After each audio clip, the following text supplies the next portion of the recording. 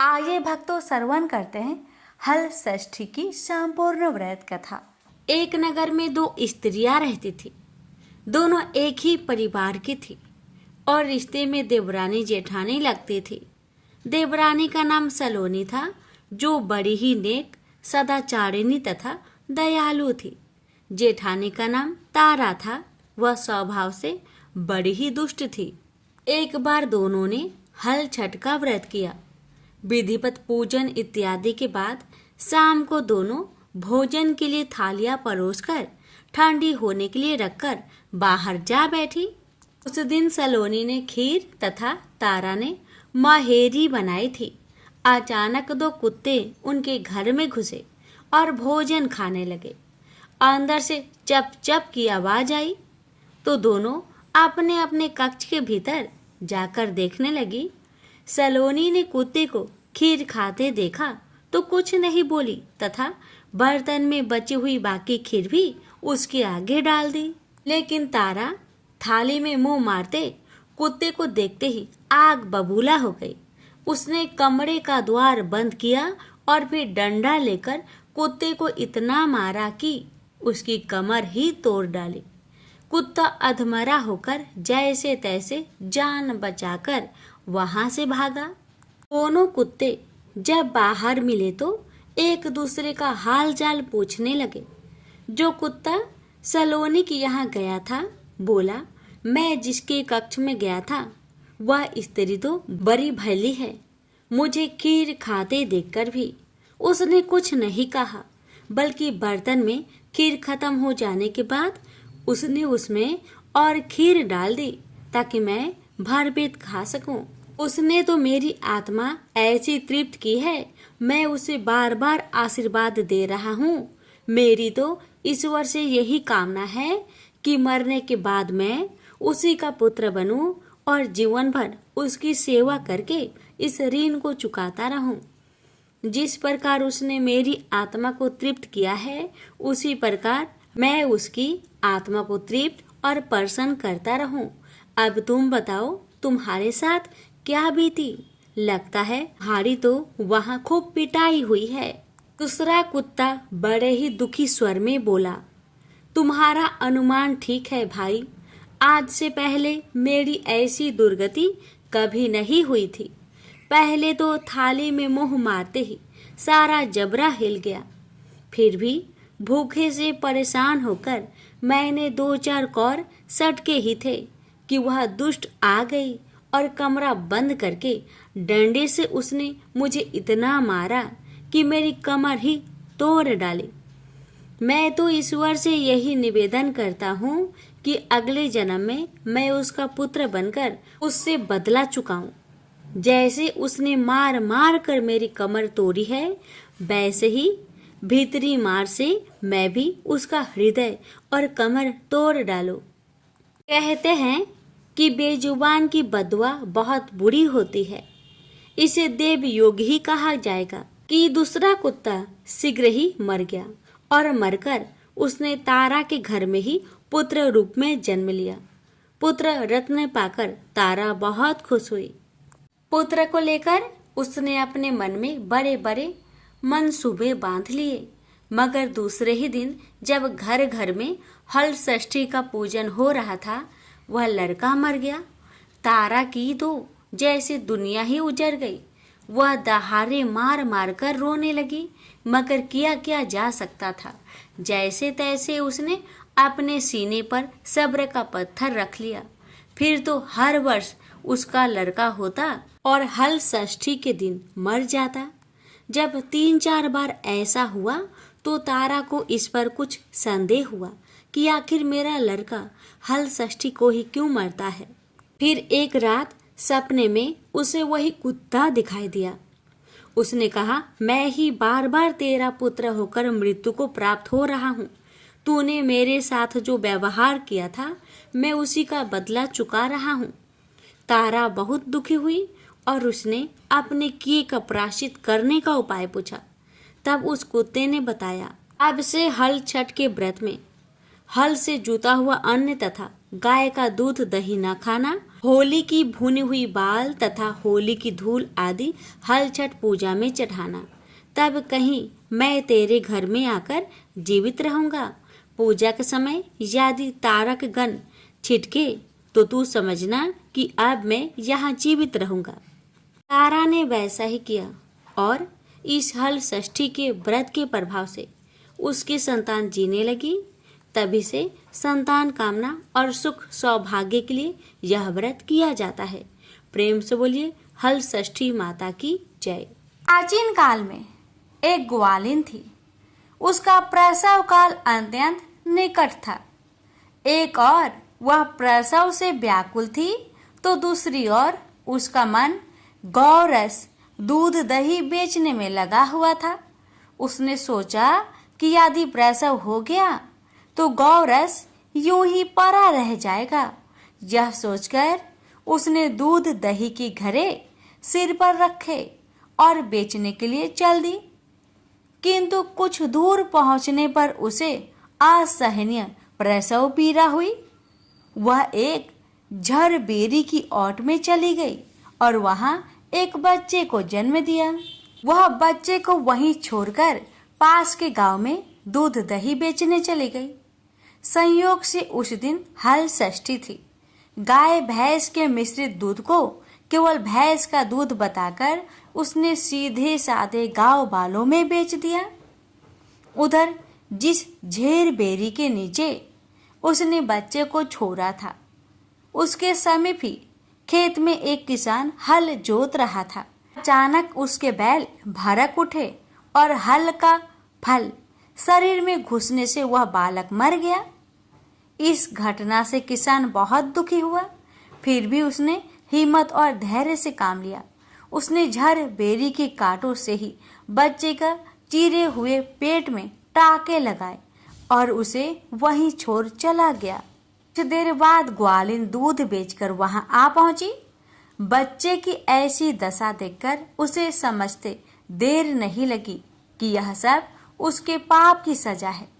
वह सोचने लगी कि यदि मैंने झूठ बोलकर गाय का दूध न बेचा होता और गांव की स्त्रियां का धर्म भ्रष्ट न किया होता तो मेरे बच्चे की यह दशा ना होती। अतः मुझे लौटकर सब बातें गांव वालों को बताकर प्रायश्चित करना चाहिए। ऐसा निश्चय कर वह उस गांव में पहुंची जहां उसने दूध दही बेचा था। वह गली गली घूमकर अपनी करतूत और उसके फलस्वरूप मिले दंड का बखान करने लगी। तब स्त्रियों ने स्वधर्म रक्षार्थ और उस पर रहम खाकर उसे क्षमा कर दिया और आशीर्वाद दिया। बहुत सी स्त्रियों द्वारा आशीर्वाद लेकर जब वह पुनः झरबेरी के नीचे पहुंची तो यह देखकर आश्चर्यचकित रह गई कि उसका पुत्र जीवित अवस्था में पड़ा था। तभी उसने स्वार्थ के लिए झूठ बोलने को ब्रह्म हत्या के समान समझा और कभी झूठ न बोलने का प्रण लिया। स्वयंभू मनु के प्रियव्रत नामक पुत्र थे। वे संपूर्ण पृथ्वी के एकमात्र शासक थे। वे बड़े ही धर्मात्मा, न्यायप्रिय, उदार, दयालु और प्रजावत्सल थे। आध्यात्मिक ज्ञान तथा तपस्या में विशेष रुचि होने के कारण वे विवाह नहीं करना चाहते थे, किंतु ब्रह्मा जी की आज्ञा से सृष्टि के विस्तार के लिए उन्होंने विवाह कर लिया।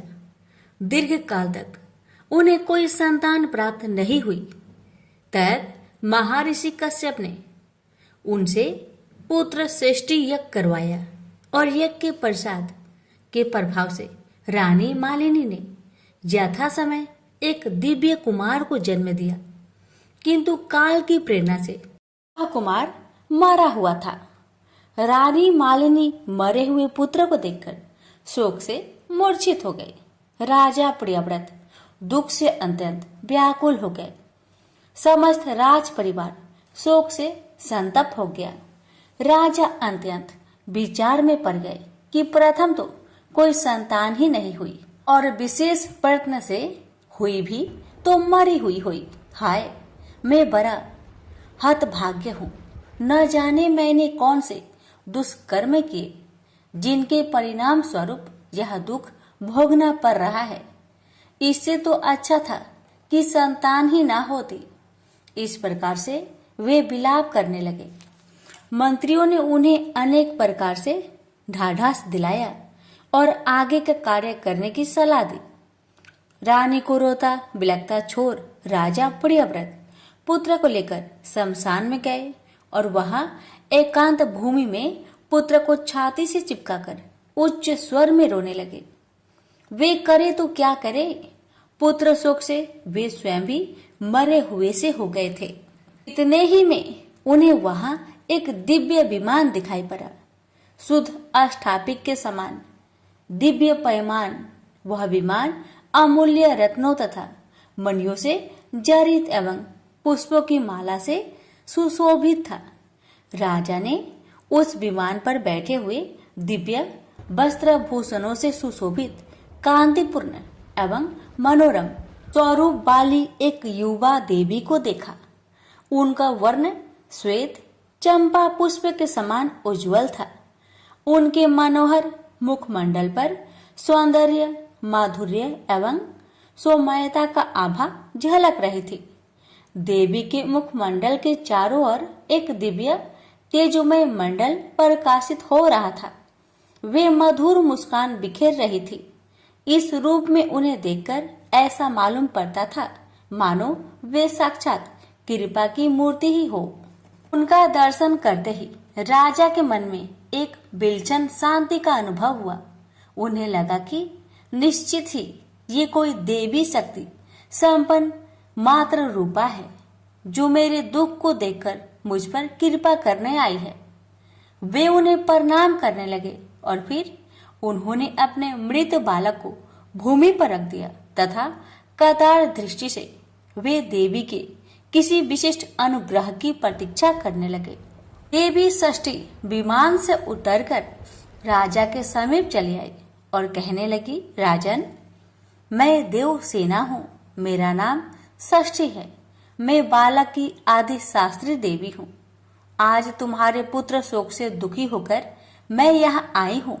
राजन, यह आपने ही कर्मों का प्रभाव होता है कि कुछ लोग संतानहीन होते हैं, कुछ लोगों की संतानें मर जाती है और कोई उत्तम संतान से युक्त होते हैं। सुख दुख, हर्ष, भय और शोक, संपत्ति तथा विपत्ति, ये सब कर्मों के अनुसार ही होते हैं। ऐसा समझकर सबको सत्कर्म में ही प्रेरित होना चाहिए। आपके दुर्देव से ही आपको संतानहीनता प्राप्त है। उसका फल आपको मिल ही गया है, किंतु मेरा दर्शन अमोघ है। यह बालक जैसे आपको प्रिय है, वैसे ही मुझे भी प्रिय है। आपकी रानी मालिनी का जितना मात्र स्नेह इसके प्रति है, उससे अधिक मुझे इससे प्रेम है। बालकों की विशेष रूप से रक्षा करना मेरा कार्य है, अतः अब आप शोक का परित्याग करें। ऐसा कहकर कृपामयी देवी ने बालक को अपनी गोद में उठा लिया और अपनी योग लीला द्वारा खेल खेल में ही उसे जीवित कर दिया।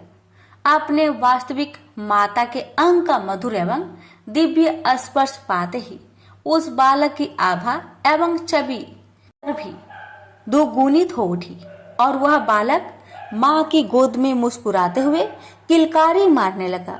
राजा हाथ जोड़े उस अद्भुत दृश्य को देखते ही रह गए।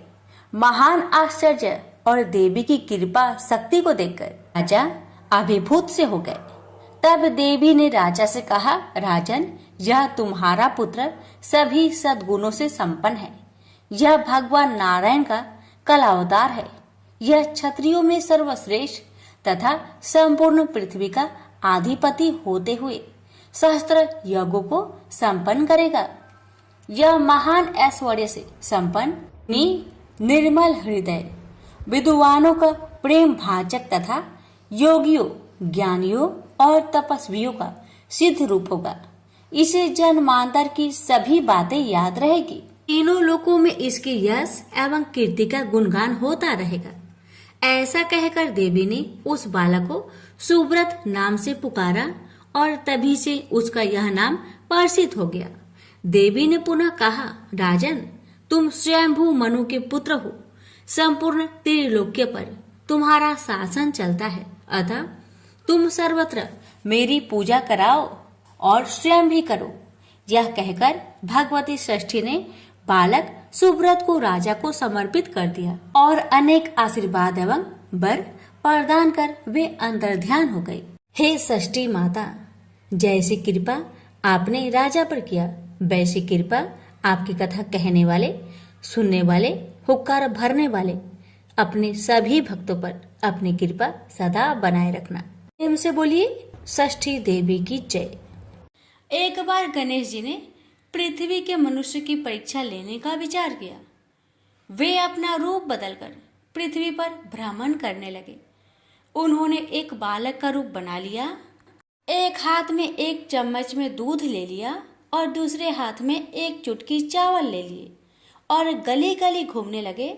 साथ ही साथ आवाज लगाते चल रहे थे, कोई मेरे लिए खीर बना दे, कोई मेरे लिए खीर बना दे। कोई भी उन पर ध्यान नहीं दे रहा था, बल्कि लोग उन पर हंस रहे थे। वे लगातार एक गांव के बाद दूसरे गांव इसी तरह चक्कर लगाते हुए पुकारते रहे, पर कोई खीर बनाने के लिए तैयार नहीं था। सुबह से शाम हो गई, गणेश जी लगातार घूमते रहे। एक बुढ़िया थी, शाम के वक्त अपनी झोपड़ी के बाहर बैठी हुई थी। तभी गणेश जी वहां से पुकारते हुए निकले कि कोई मेरी खीर बना दे, कोई मेरी खीर बना दे। बुढ़िया बहुत कोमल हृदय वाली स्त्री थी। उसने कहा, बेटा मैं तेरी खीर बना देती हूँ। गणेश जी ने कहा, माई अपने घर में से दूध और चावल लेने के लिए बर्तन ले आओ। बुढ़िया एक कटोरी लेकर जब झोपड़ी के बाहर आई तो गणेश जी ने कहा, अपने घर का सबसे बड़ा बर्तन लेकर आओ। बुढ़िया को थोड़ी झुलझुलाहट हुई, पर उसने कहा, चलो बच्चे का मन रख लेती हूँ, और अंदर जाकर वह अपने घर का सबसे बड़ा पतीला लेकर बाहर आई। गणेश जी ने चम्मच से पतीले में दूध उड़ेलना शुरू किया, तब बुढ़िया के आश्चर्य की सीमा न रही। जब उसने देखा दूध से पूरा पतीला भर गया है, एक के बाद एक वह बर्तन झोपड़ी से बाहर लाती गई और उसमें गणेश जी दूध भरते चले गए। इस तरह से घर के सारे बर्तन दूध से लबालब भर गए। गणेश भगवान ने बुढ़िया से कहा, मैं स्नान करके आता हूँ, तब तक तुम खीर बना लो, मैं वापस आकर खाऊंगा। बुढ़िया ने पूछा, मैं इतनी सारी खीर का क्या करूंगी? इस पर गणपति जी बोले, सारे गांव को दावत दे दो। बुढ़िया ने बड़े प्यार से मन लगाकर खीर बनाई। खीर की भीनी भीनी मीठी मीठी खुशबू चारों दिशाओं में फैल गई। खीर बनाने के बाद वह हर घर में जाकर खीर खाने का न्योता देने लगी। लोग उस पर हंस रहे थे। बुढ़िया के घर में खाने को दाना नहीं और यह सारे गांव को खीर खाने की दावत दे रही है। लोगों को कौतूहल हुआ और खीर की खुशबू से लोग खींचे चले आए। लो, सारा गांव बुढ़िया घर में इकट्ठा हो गया। जब बुढ़िया की बहू को दावत की बात मालूम हुई, तब वह सबसे पहले वहां पहुंच गई। उसने खीर से भरे पतीलों को जब देखा तो उसके मुंह में पानी आ गया। उसे बड़ी जोर से भूख लगी हुई थी। उसने एक कटोरी खीर निकाली और दरवाजे के पीछे बैठकर खाने को तैयार करने लगी। इसी बीच एक छींटा गिर गया और गणपति जी का भोग लग गया और वो प्रसन्न हो गए। पूरे गांव को खाने की दावत देकर बुढ़िया वापस अपने घर आई। उसने देखा बालक वापस आ गया था। बुढ़िया ने कहा, बेटा खीर तैयार है, भोग लगा लो। गणपति जी बोले, माँ भोग तो लग चुका है, मेरा पेट पूरी तरह से भर गया है, मैं तृप्त हूँ, अब तू खा, अपने परिवार और गांव वालों को खिला। बुढ़िया ने कहा, यह तो बहुत ज्यादा है, सबका पेट भर जाएगा, इसके बाद भी यह बच जाएगी। उस बची खीर का मैं क्या करूंगी? इस पर गणेश जी बोले, उस बची खीर को रात में अपने घर के चारों कोनों में रख देना। और बुढ़िया ने ऐसा ही किया। जब सारा गांव जी भरकर खा चुका, तभी ढेर सारी खीर बच गई। उसने उसके पत्रों को अपने घर के चारों तरफ रख दिया। वहां उठकर उसने क्या देखा? पतीले में खीर के स्थान पर हीरे, जवाहरात और मोती भर गए हैं। बहुत खुश हुई।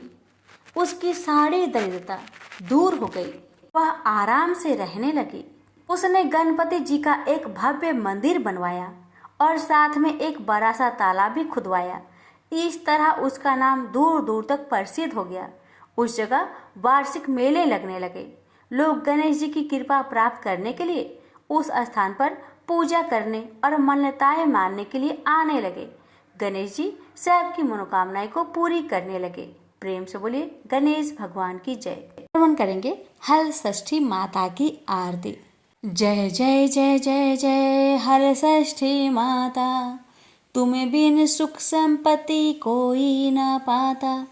जय जय जय जय हल षष्ठी माता, तुम बिन सुख संपत्ति कोई न पाता।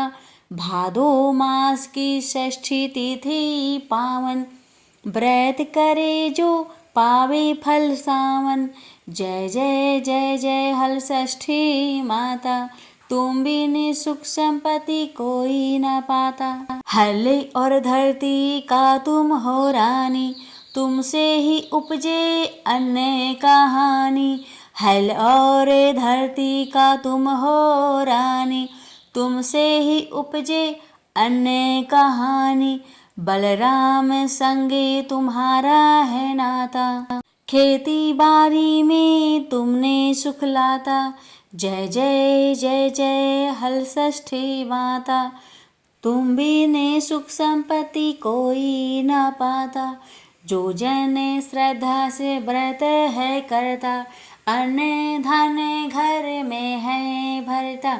सुख शांति का दीप जलाता, दुख दरिद्र पास नाता। जय जय जय जय हल षष्ठी माता, तुम बिन कोई सुख संपत्ति न पाता। लड्डू दही चावल का भोग लगाए, आरती कर मन इच्छित फल पाए। लड्डू दही चावल का भोग लगाए, आरती कर मन इच्छित फल पाए। भक्त सभी गाए गुण गाथा, हर षष्ठी माता तुम हो दाता।